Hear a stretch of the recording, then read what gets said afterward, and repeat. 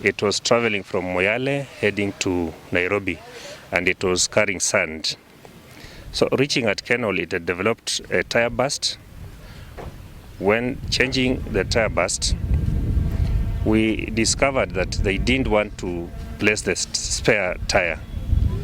So we became suspicious and arrested the driver for a quick search to the spare wheel.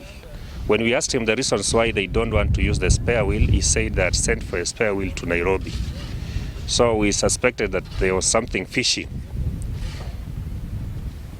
When we opened the spare wheel, we got some substance likely to be bank, 48 kilograms of a street value of 480,000 shillings.